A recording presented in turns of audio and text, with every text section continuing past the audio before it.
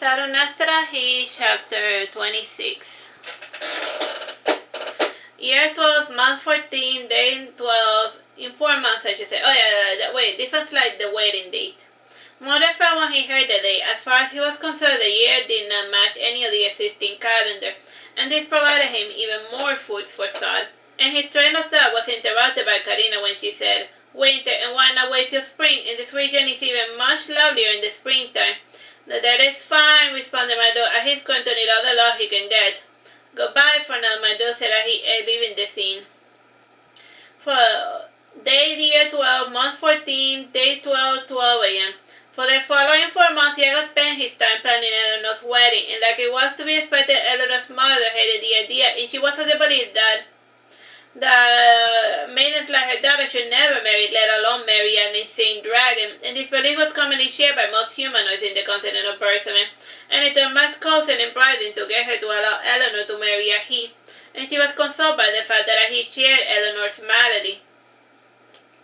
As for the happy couple, since went on as business as usual, nothing much changed in their relationship. They did spend more time together, and the way they interpreted the term marriage were in this term. As he believed he was supposed to spend most of his time with Eleanor, Eleanor thought marriage meant that she was not allowed to speak or play with other men without her husband's permission. The pair also started sharing their marital bed together, and Eleanor would lie beside Ahi, and Ahi, however, did not anything but sleep, and his mind would wander during his stillest hours. And though his body rested, his mind would wander to the darkest corridors of the house of creation, and at other times he would venture into the forest, and he was consumed by a dreadful foreboding, and his sister had warned him of the danger that lay before him, yet he had decided to press on, and he was confident that his father would help him overcome whatever obstacle lay before him. And after much investigation, the berserker had concluded that he had not been responsible for the massacre of the body. Reputation-wise, that he was just still a fool who got along well with feral dragons, and his access to dragons will help him live an above-average life for an orphan. And he did have a mysterious healing powers, akin and a resemblance to the ancient blood red, and all these factors together did not qualify to consider he a serious threat. As for the normal people in the continent, he was nothing more than an eccentric nobleman, a fairy tale or a drunken nightmare, and the more time passed, the more fantastic the stories about he became. And being a bit of a gossip, Eleanor's mother, Cassiopeia, informed all of the noble ladies in Veragero of her daughter's impending wedding. And in her younger years, Cassiopeia looked almost identical to Eleanor, and she had a fuller figure since she did not exercise much, and now at 49, she was the most adorable fat petite lady. And her charming, easygoing nature won her many lady friends of similar disposition. Though she was reluctant at first, she eventually began to look forward to her daughter's wedding, and she would have paid for the entire wedding herself. However, tradition dictated that the good family had to bear the brunt of the expenses, and mother paid for the wedding under the condition of not being pestered into attending it, and I conceded to these terms under the condition that Brunhilda be forced to attend, and mother allowed this since Brunhilda was now a drake. Like in these terms, a drake is not considered like a different type of dragon, but like a juvenile, like you go from dragoning to drake to full mature adult dragon, yeah? And he promised to have her home by midnight. And during the preparations, he ran into some issues. Cassiopeia wanted a traditional Labian wedding, and this required that he become a late follower of the goddess, and he refused on the grounds that he could not worship a being weaker than himself. And Cassiopeia would not be dissuaded. She decided to do a Labian wedding anyway, and she imagined that he would not be able to tell the difference. 2 months before the wedding, she sent her personal priest to convert he to her religion, and he managed to avoid him up until the wedding day by giving him the roundaboutness by never being in the same room with him. Labian weddings were done around the sacred fire, and they were always performed by a male high priest with two or four female attendants, and they wore elegant white robes. After giving a standard reading of the scripture, a sacrifice was made before the fire, and the couples then walked in circle around the fire, and they would drink wine from the sacred cup, and the priest would then sanctify the union before the fire. And for our purposes, this not occurred, and he wanted Karina to officiate the wedding, and the wedding was held outside the gardens of the manor. And he had made a glass and iron structure, and the building was in the shape of a Latin cross, and at its center was a crystalline dome. He built the entire structure in less than a minute, and when no one was looking, the structure appeared with furniture and all, and the iron bars holding up the crystal roof was decorated with red curtains. And Yago had one lovely aristocratic flowering pear tree, and when we brought this species over to this planet, it never quite adapted to the 15-month cycle, and as of now, it was technically winter, and the pear tree thought it was springtime, and its white flowers were showering the crystal roof. And the lampard of the cross had the ark which held the altar, and the altar was hidden behind a purple veil, and it separated the groom, which was cut down the middle by a thick black veil. And the altar was designed to hide the religious worship of both the groom and the bride.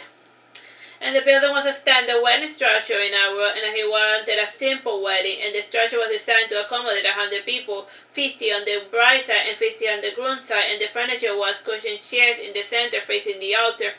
And on the left side of the room there was a dining hall, and there were 20 round tables that could accommodate 5 people. And this one had yellow curtains instead of red ones, and this side was hidden by the central red curtains, and the other side had the kitchen. And right now, all of the guests were seated facing the altar, and Eleanor's side sat on her family, and her mother was sitting in the front row. Eleanor's 2 older sisters were her bridesmaids, and they were immaculate white party dresses, and the oldest maiden was 35, was Elena, and the second 34 was Tatiana. And like Eleanor, they were blonde, however their eyes were brown, and Yago was sitting in a row behind her family. And the other guests on the north side were the friends and distant relatives, and on the left side out sat his guests. And they did not have a lot of people to invite, and my daughter arranged to have the seats full, and his sister Deazura had just returned from a mission, and her shipping crew was scheduled to remain idle for a couple of months, and her mission was to thwart Bersamin seafaring expedition, and these marine officers were merfolk, and they lived a dual life in both the sea and in the ocean. No, both on land and in the ocean. And if they spent too much time in the ocean, they would revert back to the original form, and the merfolk of Saturnastra were European, in so much that the DNA was very fluid during their use, and as they grew older, they became more akin to one marine species. By European, I mean that they're from a moon called Europa. So like they don't come from another world. They come from like a different moon in the solar system. Like Europa is like a icy planet, and then it has water underneath. So they never see like the surface much. But whatever, semantics. They are European in so much as they come from the planet Europa. As they grew older, they became more akin to other marine species, and usually clans had similar affinities, and the Azuras underling belonged to the Zombie clan, and they were an aggressive, adaptable bunch, and unlike most of their kin, the Zombie clan could travel further inland, and aside from their eyes and razor-sharp teeth, they could pass for regular humans, and the age group of the Zombie varied greatly.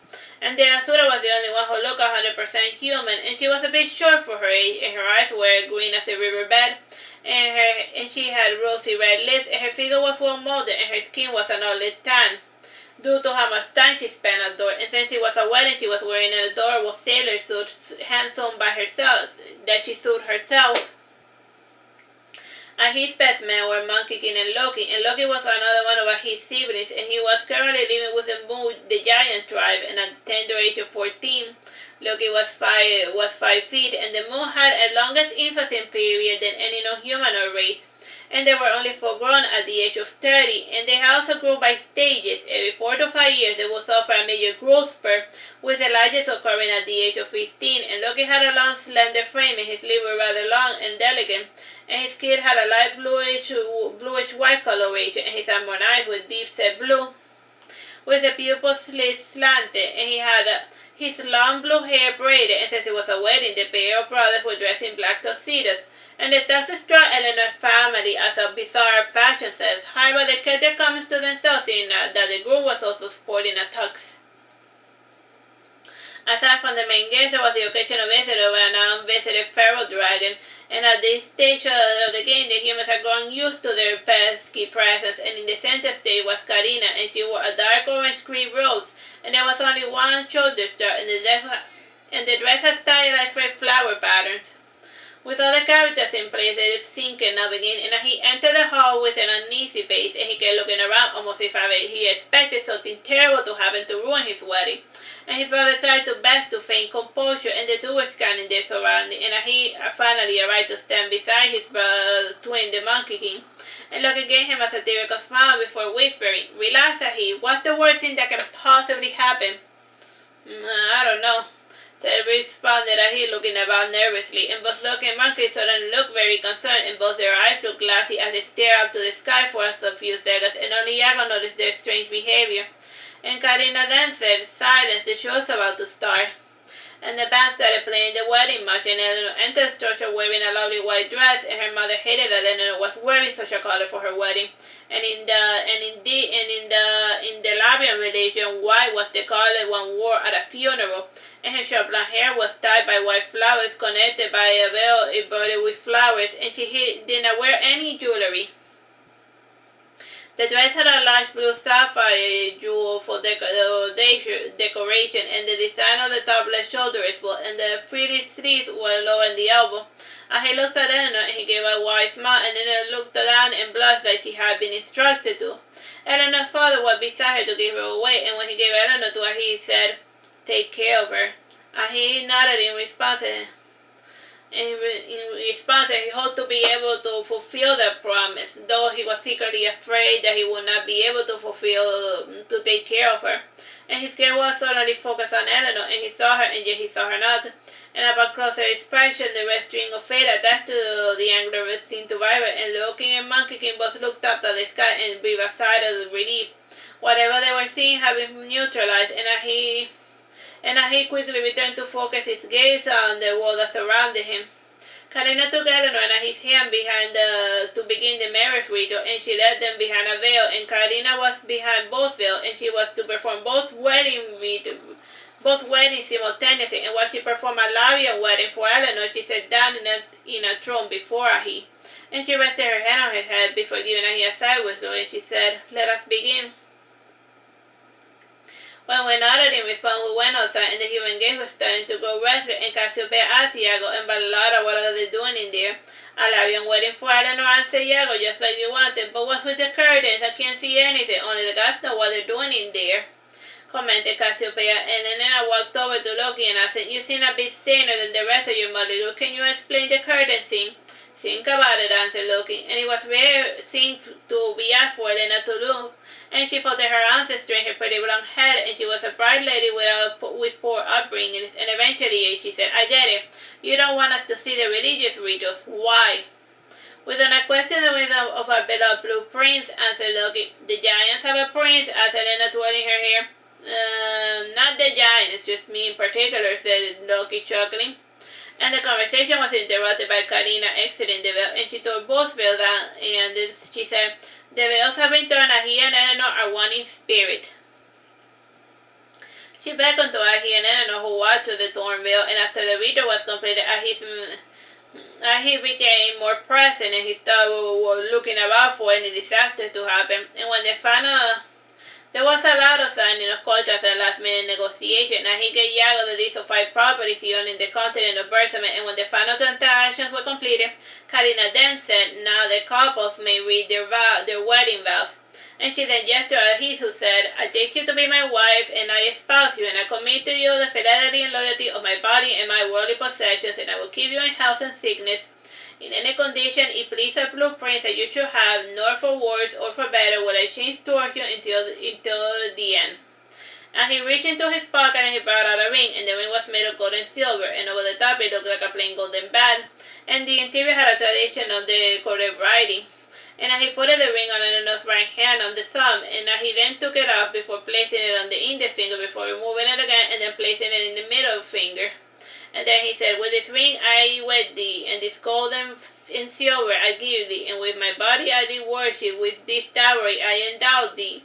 And Eleanor then said, quite confused by what he said. Elena saw her sister looking dazed, and she planned for this eventuality of Eleanor forgetting her line, and she gave Eleanor a little paper with her vows, and she read, I take a heed to my wedded household, to have and to hold from this day forward, for better or for worse, for richer, for poorer, in sickness and health, to be meek and obedient, in bed and at home, till death do us apart. Eleanor did not have a ring for he, and the Lydian wedding did not use a trinkets to differentiate between married couples. And Karina said that Eleanor wanted to give he a little trinket, and then she had such a ring prepared for such an eventuality. And Karina placed part of her veil over her palm and materialized a ring out of thin air, and then she took Eleanor's hand and she placed the ring within it. Eleanor smiled happily when she got the ring, and she gave he the ring in the same fashion as he was giving her ring. Once both rings were given, the couple was considered husband and wife, and somebody in the audience yelled, "Are you going to kiss your bride?" And Karina explained it's not customary to do so in this region, and the family has been more than accommodating to where he sneezed. However, if it would please the audience to see them kiss. Karina looked at Cassiopeia, who nodded in approval, and the ring given and the kissing were akin to Bersame's marriage ritual. Still, she did not object to the newlyweds expressing their mutual affection with a public kiss. And Monkey King whispered to he, "The audience wants to see you kiss Eleanor." And he frowned and pouted his lip, and then he went to stand before Eleanor face to face, and he gestured with his hands to beckon her closer, and Eleanor's face was flushed red as she drew nearer. And she closed her eyes in anticipation of the kiss, and she was much disappointed when she felt a light kiss on her cheek.